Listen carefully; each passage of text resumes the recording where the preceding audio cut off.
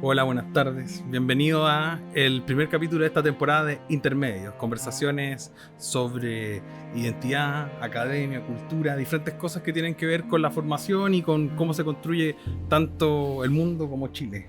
Hoy día partimos, tenemos de invitado a Fernando Peiricán, historiador, especialista, académico de la Escuela de Antropología, investigador del CIR, y muchas gracias, Fernando, por venir. A ti, muchas gracias.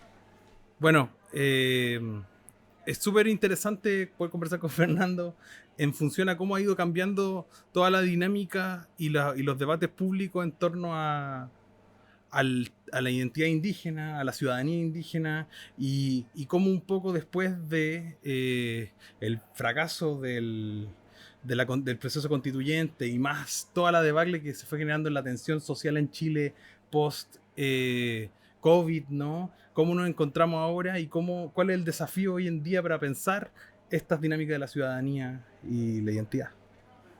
Yo creo que el mundo indígena está en un proceso bueno, el mundo indígena que es muy heterogéneo, eso es lo que Claro, demuestra el proceso constituyente, que nadie tiene una fórmula ni puede decir que puede hablar a representación de la heterogeneidad de los pueblos originarios. Y también recalcar que son dos procesos constituyentes. claro. Entonces el segundo, que también planteaba todo un discurso más crítico a los derechos indígenas, también fue abruptamente derrotado en la urna. Tal cual. Entonces, como que también hay una instalación de que el proceso constituyente fuera el primero, justamente el que fracasa con la idea más fuerte del mundo indígena, pero la derecha oculta que el segundo proceso tampoco ganaron. Tal cual. Entonces, son dos hermanos, creo yo, y en eso el mundo indígena es un actor relevante y clave, pero también da cuenta de los límites que tiene esa comunidad política indígena en construcción, ¿no? Creo que eso es un primer aspecto. Y lo creo que yo pienso que el mundo indígena está en un proceso primero de reconstrucción de su capital sociocultural y Claro. político, porque gran parte de las ideas que se sostuvieron en el proceso constituyente, en el primero, quedaron heridas de alguna manera, porque el principal, que puede haber sido la plurinacionalidad, que es una forma de propuesta de Estado Ujú. inclusiva en una nación, fue como el top uno de la campaña del rechazo y quedó de Totalmente. alguna manera en el imaginario de las personas como algo negativo. Y por lo tanto hay un proceso de reevaluación sobre qué concepto usar, qué formas plantear, qué sé yo. Lo que está un poco en el debate hoy día es la idea de articularse políticamente con el capital que se construyó a partir de eso, ¿no? Claro. Porque tampoco es la primera vez que el mundo indígena participa en elecciones, porque somos pueblos que no tenemos decisión sobre nosotros. Eso a los chilenos les cuesta entenderlo, Claro. pero en la realidad indígena nosotros no tenemos derecho a elección como pueblo. No es que se nos esté negando los derechos, pero nosotros tenemos que votar por los candidatos de las personas no indígenas para Claro. participar en las elecciones. Entonces este es un primer ejercicio donde los indígenas participan por sus candidatos y candidatas, y eso demuestra que también tiene una capacidad cívica de participar, y eso Totalmente. destruye todo el discurso del terrorismo que la derecha también instala cada cierto tiempo cuando puede. Sí. Lo que sí demuestra es que el mundo indígena es heterogéneo, plural y diverso. Y en esa diversidad hay que analizar algunos elementos. El rol de la iglesia evangélica, el rol de la iglesia católica, hasta qué punto la agenda ecológica o animalista es receptiva en el mundo indígena rural. Claro. Ver que hay un mundo indígena rural y urbano. Un mundo indígena que están dispersos en sus localidades, en sus territorios. Gran parte del mundo mapuche vive acá, en la región Claro. metropolitana, y los sectores populares de la región metropolitana, y por tanto tienen problemática o intereses que difieren del mundo rural, Sí. ¿no? Acceso al trabajo, el tema de la conexión. O sea, el mundo indígena hoy día es lo que nos invita, yo creo que los dos procesos constituyentes a las ciencias sociales, es a tener que volver a reanalizar todo el trabajo que se ha venido efectuando sobre qué entendemos por el mundo indígena encaminado al siglo XXI. Totalmente, es súper interesante en ese sentido porque igual algo que decía es que un muy buen punto o de puntualización es la idea de que de cierta forma el segundo proceso constitucional se esconde, ¿no? Debajo de la alfombra y también con ese fracaso igual siguen habiendo como embestidas culturales para tratar de, no sé, por ejemplo, el tema del ley Blaskenche o diferentes temáticas de presiones de las derechas por cambiar dinámicas internas de organización, incluso legales o pequeños derechos que se habían garantizado de a poco, ¿no? Entonces, de cierta forma, se abre una problemática social y también pensándolo desde la academia, es decir, cómo conversamos con este mundo desde las nuevas ideas y desde el cómo romper con ese discurso de homogeneidad cultural, entre comillas, de que esto es lo chileno, que busca borrar esas dinámicas dentro del discurso del fracaso de la primera constitución, pero escondiendo el fracaso de la segunda constitución. Yo creo que el primero es... yo creo que hay cosas que el primero sí daba cuenta. Primero que el número de votantes que participó en el plebiscito de entrada fue un número no absoluto de la realidad chilena, ¿no? Por lo tanto, votaron los convencidos o los que querían participar. Claro. El voto de salida, que fue obligatorio, mostró que hay una diversidad de personas que no eran consideradas en la primera elección. Eso es lo que uno podría plantear después del proceso. En el primero, yo creo que la dinámica fue distinta. Yo creo que el segundo, yo creo fue una respuesta legal, pero muy racista, que intentó dejar al mundo indígena sin representación en el segundo proceso. Claro. Entonces, el mundo mapuche lo que hizo, dentro de su evaluación, ¿no? De su derrota rápida, fue participar en ese proceso.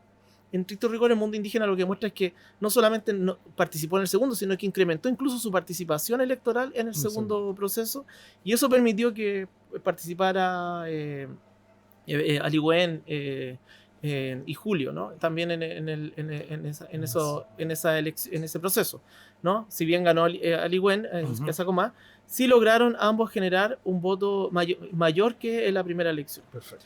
Los que quedaron fuera fueron los otros pueblos originarios porque el proceso fue construido, ¿no? Con una alta barrera legal que hacía difícil que pudieran participar o no. Yo creo que lo que debería aprender Chile es que los escaños reservados son una buena política de incorporación a la democracia y de perfeccionamiento y de mejoramiento para la democracia chilena. No es un problema, no es un privilegio, no es, como dice la derecha hoy día, indigenismo, que además ocupan un concepto súper erradamente. Claro. Históricamente está muy errado, o sea, habla muy mal de ellos, poca lectura de parte de lo que es el indigenismo en la historia de América Latina, pero eso puede ser otra pregunta.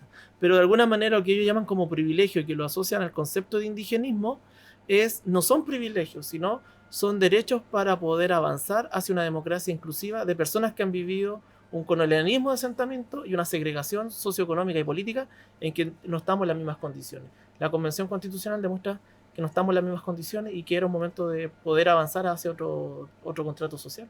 Claro, totalmente. Pues abrir puertas hacia caminos nuevos de conversación donde se identifiquen las identidades plurales, ¿no? En ese sentido, hay una dinámica que en la ciencia social apareció mucho como problemática desde los años 60 en adelante, muy fuertemente, ¿no? 50-60, que es la idea de colonialismo interno, ¿no? Y un poco que algo que está enraizado todavía en ciertas condiciones materiales locales. Y yo te quería preguntar por cómo ves eso en el debate actual, incluso sobre la idea del colonialismo interno. Un concepto que surge a mediados del siglo XX de la teoría de la dependencia. Exacto.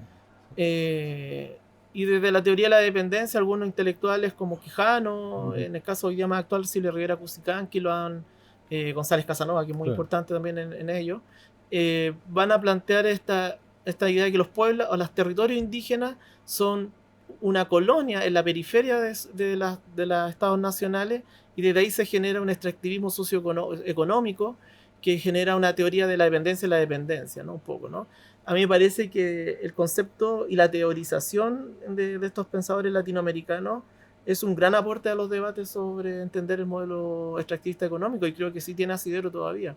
Lo podemos ver en estricto rigor en la zona de Arauco, ¿no? Claro. Donde las forestales generan un colonialismo interno, donde generan la principal riqueza del país. Está en uno de los territorios enclavados del mundo mapuche, pero donde su extrema pobreza sigue mostrando las cifras que el mismo país genera, están dadas en esa zona, pero además ha generado una asimilación a la chilenidad, perdiendo los indígenas sus particularidades, que también podría explicar teóricamente el voto mapuche por no apoyar la primera convención. Si uno quisiera una explicación teórica, ¿no? Y que te deja a ti como mapuche conforme también, porque es súper cómoda la salida, es decir, es que esto representa muy bien el colonialismo interno. Yo creo que hay algo de eso, pero también habla que hay que hacer mucho más trabajo social y político de base para convencer a tu población. Yo creo que sí tiene así, me parece que sí hay dinámica del colonialismo interno y que se ve incluso bajo este mismo gobierno de Gabriel Boric con la militarización del territorio mapuche, que ahí también hay un ejemplo de ello, Claro. de otra forma del colonialismo interno, ¿no? Que es las políticas de militarización en los territorios mapuches como temas de seguridad. Claro, y en ese sentido, y siguiendo con algo que mencionabas tú sobre el concepto de indigenismo, ¿no? Que tiene una larga historia, ¿no? En siglo XX y todo. Y cómo también se ha tratado desde el punto de vista en contra de los derechos de los pueblos originarios, se ha tratado de construir o tratar de inventar chapas que descontextualizan los mismos conceptos, ¿no? De estudio para generar como una idea de, como el debate, por ejemplo, en términos actuales, como de que todo es cultura woke, ¿no? Incluso transformar la idea de lo indígena con un ismo, sacándolo del contexto histórico que tiene conceptualmente, ¿no?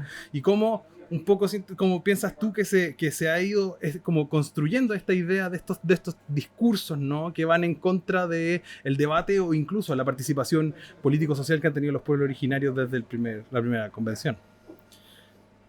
El concepto de indigenismo son normas y fomento de política para reconocer una identidad en América Latina de la década del 30 al 40. Pero también es generar políticas focalizadas para sacar al mundo indígena de la extrema pobreza porque se ve como improductivo para el modelo de desarrollo industrial de mediados del siglo XX, ¿no? Y eso está también acompañado con políticas hacia otros segmentos de la población que no solamente son indígenas, ¿no? La habitación para los segmentos populares, la creación de mayores hospitales para el sector popular, etc., ¿no? El indigenismo se da en ese contexto y la idea es poder generar una movilidad social del mundo indígena porque se ve como improductivo en la lógica del desarrollismo. Y ahí emerge este debate institucional, teórico también y político, ¿no? Los historiadores, por lo menos la disciplina de los historiadores, tiene historiadores indigenistas muy importantes. Álvaro Jara, por ejemplo, claro, va a ser un indigenista. Él participa en los encuentros internacionales, escribe un libro que son Legislaciones Indígenas de Chile, que está financiado por el Instituto Indigenista y donde él plantea varias ideas que luego otros historiadores lo van a prolongar durante el siglo XX. Venancio Coñepán no solamente va a ser ministro de Tierra y Colonización de Ibáñez del Campo, también va a ser un activo militante de indigenista, al igual que Alejandro Lipschutz del Partido Comunista. Y creo que el indigenismo generó políticas públicas, pero también tiene su crítica, es que también nunca tuvo un apoyo económico sustentable en el tiempo para poder generar las políticas indigenistas. Entonces, en el caso de Chile, hay un decaimiento de esta noción y luego ya viene el golpe de Estado y cambia la historia de Chile. Pero en otros países que el indigenismo sí funcionó, o funciona un poco más, como México, el Ecuador, Perú no tanto, en Bolivia, las personas se reconocen de alguna manera como un mestizaje y se sienten orgullosos de la relevancia del mundo indígena, ¿no? Ahí uno puede decir, mira, por lo menos aquí algo funcionó, en lo menos de la identificación con lo indígena. En Chile no funcionó porque no hubo un incentivo económico para poder generar esto. Y luego el concepto, que como lo ocupa la derecha, lo entiende como una sobreideologización de los derechos indígenas para la sociedad y por lo tanto le llaman indigenismo, lo que yo logro entender de lo que yo entiendo por indigenismo a partir de los por lo menos 4 libros que han publicado hasta la fecha, es que lo entienden como una ideología en la cual elementos extranjeros del país quieren buscar de alguna manera generar una politización interna para elementos, para poder lograr conquistas internacionales bajo la realidad chilena. Entonces pone en problemática la seguridad nacional. Esa tesis, que tampoco es tan novedosa, es la idea del comunismo internacional que se entra en la mente de las personas. Algunos autores lo han visto como un acceso, una táctica de Bolivia para acceder al mar. Hay un libro sobre eso. Claro. Otros como los nuevos centros de pensamiento de la derecha lo ven como una ideología, ¿no? Una falsa ideología sobre su población. Y otros mucho más refinados, como el libro de multiculturalismo de Lowen, que está del siglo XXI, plantean un poco que todas estas políticas, de alguna manera, que se generan de apoyo al mundo indígena, teorizadas, rompen con la idea del liberalismo de la igualdad, ¿no? Entonces, en ello, yo puedo compartir sobre todo el libro Lowen, me parece un buen estudio, ¿no? Comparto algunas ideas de su texto, bueno, creo que no comparto mucho, casi nada de su texto, pero trato de ser a lo mejor más educado para decirlo, es que de alguna manera lo que sí creo que es un aporte para el debate, y habla de la relevancia que el tema indígena generó, creo que también son ortodoxos con el liberalismo, porque a la vez que ellos piensan que todos nacemos igual y nos vamos a desarrollar como tal, eso es desconocer que nacemos con diferencia económica, de género, de raza, y por lo tanto sí tienen que haber políticas afirmativas para llegar a una igualdad. Entonces yo creo que ese liberalismo ortodoxo está generando grandes problemas en el mundo. Sí, es un súper buen punto, sobre todo porque hay una estereotipación, ¿no? Yo creo que en esa misma línea de los discursos construidos, claro, hay una parte como un brazo, entre comillas, intelectual que empieza a ponerle o tratar de ponerle conceptos, aunque sean más bien reduccionistas, como mencionabas tú, pero de cierta forma también hay una línea discursiva que en lo público ha transformado en lo indígena en algo como peyorativo, ¿no? Últimamente me refiero, como tú bien mencionabas, escondiendo el tema del segundo fracaso constitucional, que fue el fracaso constitucional conservador, ¿no? En ese sentido, hay una carga discursiva sobre la idea, como decía Lowen, que decías, ¿no? Que como que se pierde la libertad en torno a la valoración de estos otros, como los otros sujetos de la sociedad. Entonces, en ese sentido, ¿qué consideras tú que es importante desarmar de este mito que está nuevamente impreso en el debate público sobre lo indígena? Yo creo que hay que desmontar qué es lo que estamos haciendo, que es el rol también de los académicos indígenas, creo yo, o en el caso mapuche, ¿no? Que es desmontar todo el aparataje que la campaña del rechazo y los intelectuales liberales han tratado de replantear. Lo encubren con conceptos, con términos liberales más refinados, ¿no? Pero que en el fondo lo que están ocultando ahí es que no quieren generar transformaciones para mejorar la realidad social del mundo indígena, ¿no? Entonces, ese es un trabajo que hay que desmontarlo de alguna manera, teórico y político. Yo creo que ese es el trabajo de nosotros, ¿no? Ese es nuestro aporte al debate indígena y latinoamericano, ¿no? Por otro lado, yo creo que es también contribuir a repensar lo que está sucediendo en las nuevas realidades indígenas que está sucediendo hoy día, urbana-rural, y que esa conexión está mucho mejor. Ahí hay otro libro que me parece sí que es muy bueno, que es el que saca el CEP con Fondo de Cultura, también este estudio que hacen ellos los mapuches. Ese libro sí me parece que hay una visión mucho más seria, más correcta y más respetuosa con el mundo indígena de lo que está pasando en realidad, ¿no? Y ahí se hacen preguntas mucho más conceptuales, y también hay datos para poder de alguna manera desarrollar lo que está sucediendo, ¿no? Creo que ahí el de Aldo Mascareño me parece que sí es un buen estudio sobre poder diagnosticar lo que está pasando. Y luego lo que se está produciendo desde el mundo indígena. Yo creo que lo que sucedió es, eso me lo dijo una intelectual mexicana, Araceli Burguet Calimayor, que es una gran teórica de la autonomía. Ella decía, esto es un punto y seguido, ¿no? De alguna manera, ¿no? O sea, lo que ustedes hicieron allá, el proceso constituyente, es que participaron, activaron, escribieron, plantearon, ¿cierto? Y fueron derrotados, pero no una derrota, es un punto y seguido, porque hay un montón de ideas que van a quedar de alguna manera planteadas, que luego van a ser recuperadas en tiempo posterior. Yo creo que eso va a ser así. Solo hay que mantener un tiempo, este tiempo de autoevaluación, de autocrítica también, pero cuando tú eres derrotado políticamente, lo que hay que hacer es esperar nomás. Tampoco claro. es llegar y salir a lo. Eso también lo hizo un dirigente del sur, ¿no? También los dirigentes del Gualmapu son bien inteligentes en ese ámbito, porque además luchan todo el día contra el racismo estructural. Entonces, el dirigente decía, cuando uno es derrotado, lo que hay que hacer es esperar, ¿no? Y después pensar, reflexionar y volver. Yo creo que eso estamos haciendo un poco.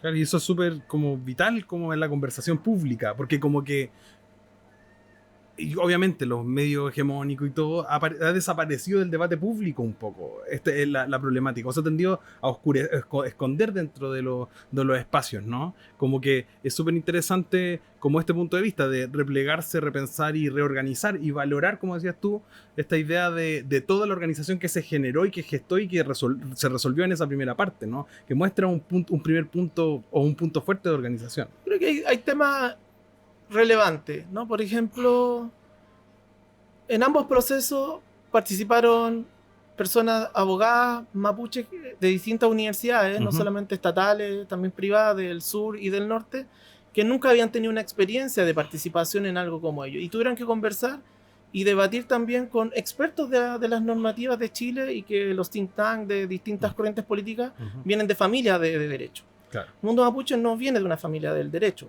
¿no? Pues, yo no conozco, son principalmente primera generación que de derecho.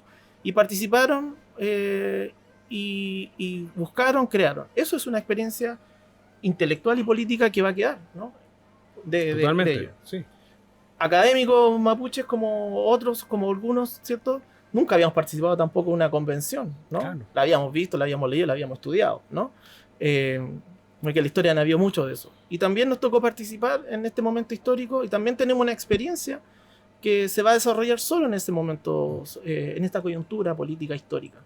Los dirigentes mapuches o dirigentes de los pueblos originarios también tuvieron que entrar a un espacio y tener que ceder, compartir, escuchar, también entender, aceptar a veces no gratamente las agresiones verbales, sobre todo contra la Machi Linconado, contra Elisa Loncón, ¿no? Tanto pública como o lo que yo llamo el racismo abierto y encubierto, ¿no?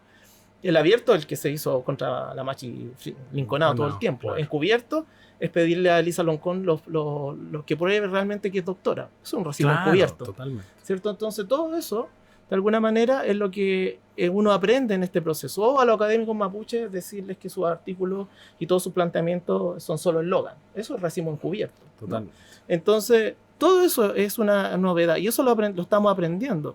Y yo creo que ese aprendizaje nos va a permitir, de alguna manera, en otro proceso, en otra coyuntura histórica, llegar mucho mejor preparados que a este proceso donde fuimos aprendiendo también en el ritmo. En el camino. Nunca habíamos tenido en este tiempo reciente, porque tuvimos diputados en el siglo XX, los mapuches más antiguos firmaban acuerdos con los gobernadores, ¿no? Pero en este tiempo reciente, post-reducción, es la primera experiencia de este nivel político que participamos, y creo que bueno, la gente, los historiadores del futuro lo van a evaluar, o los arqueólogos del futuro, como diría Congreso, lo van a evaluar, pero yo creo que hicimos lo que había que hacer en ese momento histórico como miembros de un pueblo. Muy interesante, y creo que es un muy buen punto de partida para personas que quieran empezar a repensar lo que viene en el desafío hacia adelante, ¿no? Como entendiendo lo que ha sido el tiempo reciente, que ha sido muy intenso. En pocos años hemos tenido toda este debate público y que abre camino. Yo en ese sentido me gustaría preguntarte e incluso pedirte recomendaciones para las personas que estén viendo esto, de autores que pudieran leer, textos que serían interesantes, que se pudieran relevar más en la conversación, siendo como un punto de partida para este camino de repensar la dinámica social. Yo creo que el libro, bueno, hemos hablado harto, pero el libro que sacó el Fondo de Cultura con el CEP, me parece que es un buen estudio. Me parece que es un estudio serio, de análisis crítico con argumentos. Yo creo que los estudios que también el Centro de Estudios Interculturales e Indígenas ha impulsado son estudios muy serios y también dan otro punto de vista. De los académicos o de los intelectuales mapuches, creo que está en construcción todavía este análisis. Está la autobiografía de Elisa Loncón. Hay libros mapuches que penosamente no salen en las grandes editoriales, porque, no sé, uno puede leer el libro Chemka Rakiduan de la Coordinadora Comayeco, ¿cierto? Que hay toda una reflexión política también sobre el proceso convencional y sobre su organización, pero son libros que no están en las grandes editoriales, no se venden en las librerías. ¿Dónde se compran? En las ferias artesanales, en las ferias anarquistas, ¿cierto? Porque también hay otro mundo editorial que circula y otro pensamiento que circula a veces por fuera de las grandes cadenas, porque no es permitido, entre comillas, o porque también ellos no quieren. Pero ese libro, me parece que de alguna manera, si tú quieres entender el movimiento mapuche, no puedes no leer Chemka Rakiduan para entender el pensamiento y la acción de la Coordinadora Comayeco, que es un libro reciente. Y luego de ello, yo creo que siempre los libros de Pedro Cayuqueo son un aporte para repensar la historia mapuche. Súper. Bueno, Fernando, muchas gracias. Muchas gracias por este espacio, este tiempo, esta conversación con diferentes temas, estos intermedios, conversaciones desde el Centro de Estudios Interculturales e Indígenas y aquí en este vaso que nos aloja la librería UC. Muchas gracias, Fernando. A ti, gracias.